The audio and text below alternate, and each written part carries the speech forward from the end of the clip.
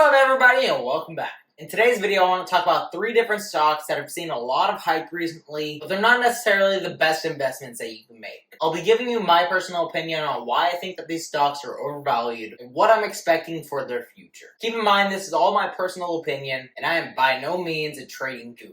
If you feel differently about these 3 different stocks, let me know down in the comments below. The first stock that we're going to be talking about is Aurora Cannabis. Now, I know what you might be thinking.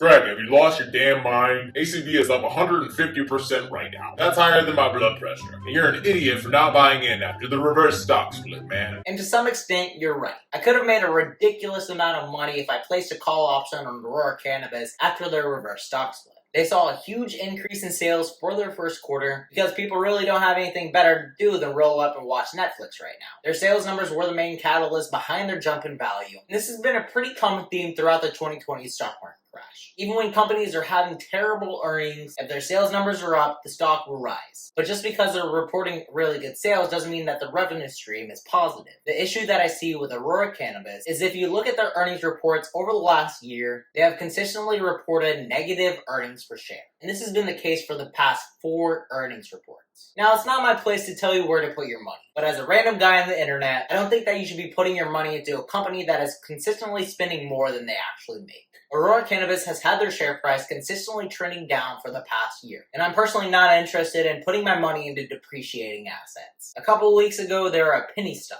and they had to do a reverse stock split in order to keep them on the stock exchange. You can dress up a penny stock real nice and put some Gucci on it, but at the end of the day, it's still a penny stock. Their stock price increasing to double-digit numbers really hasn't changed my mind about them. A reverse stock split is typically a bearish sign when investing into a company, but the hype that came about from this as well as their earnings report let them soar to 150% profits. Considering this company's small market cap of $1.7 billion as well as the volume that they've been experiencing, they can easily be manipulated, and that's exactly what I'm seeing here. There's a lot of hype surrounding the stock, but there's no fundamental changes to indicate that this company can maintain their value. Given this, I think that Aurora Cannabis is due for a correction any day now. I can't tell you exactly when this is going to happen, but I'm expecting a pretty major sell-off as most corrections are at the halfway point between the bottom and the top of the market. If you believe in the cannabis industry, there are better, more stable, and more valuable stocks that you can put your money in. I don't want to talk about it here, but if you're interested in what companies I suggest, go check out my Instagram. Let's talk about the second stock that you can flush your money down the toilet with, Zoom. Everybody and their mom is using Zoom right now because there's really no other choice, and you know, their name is actually pretty catchy. Like, hey man, let's go have a Zoom party. Not really, this is actually something that one of my friends texted me. The issue that I have with Zoom is that their platform isn't very secured. The issue of Zoom's safety was raised a while ago, and it still hasn't been fixed. There's still a bunch of people out there that are Zoom bombing different meetings and doing some really dumb stuff. And this is fine if it's different classrooms. But with companies that have proprietary meetings, this really doesn't fly over well. Webcam meetings really do have their benefits though. For example, you really don't know if I'm wearing pants right now. Other tech companies have hopped on this bandwagon, and Zoom now has some serious competition. Facebook recently released their Messenger Rooms, which allows for a group meeting of up to 50 people. Shareholders of Zoom really didn't like this news, and their stock sold off pretty quickly after Facebook unveiled this new feature. Microsoft is also in this space with their Teams platform, and I really wouldn't be surprised if Apple came out with one of these features soon. Zoom is competing with some pretty top-notch tech companies in the world, and I don't think with the features that they have now and the security that they'll be able to succeed. You can get the same features that you get with Zoom from these other platforms, but in a more secured manner. But to be fair, saying let's hop on a Teams party doesn't have the same ring to it. At the end of the day, Zoom could change their security, add some new great features, and set themselves apart from the other platforms. And this is exactly what they need to do if they still want to stay relevant after this pandemic is over. Zoom is still a pretty young company, listed back in April of 2019 on the public stock exchange, and they still have a lot of room to grow. But the fact that they're so hyped right now, on top of them not proving their value to me over the past year, makes me very hesitant to put my money into it. The final stock that I want to talk about is Nordic American Tankers.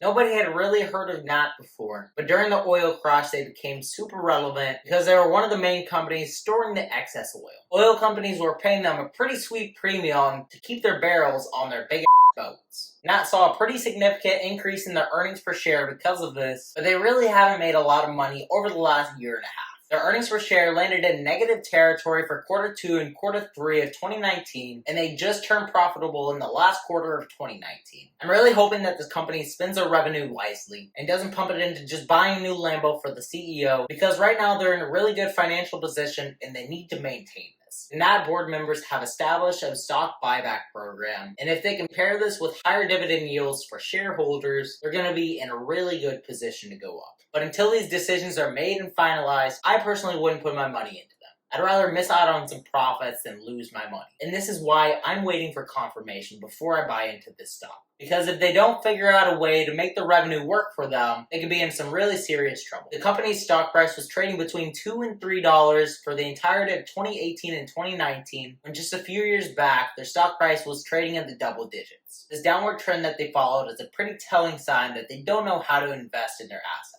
And the time to do that is now. Once the oil industry begins to recover and we see the demand for oil rise, that will see a pretty significant decrease in the revenue stream, because no one's really going to be paying them to store oil anymore. But if they're spending the money that they're taking in right now into profitable assets, they'll be stable once oil demand comes back up. Just like Zoom, they have potential, but they're really hyped right now. And I need more confirmation before I buy into this company. You have to ask yourself, will this company be talked about next week, next month, or next year? I don't think that Nordic American Tankers will become a household name like ExxonMobil, but hey, maybe I'm wrong.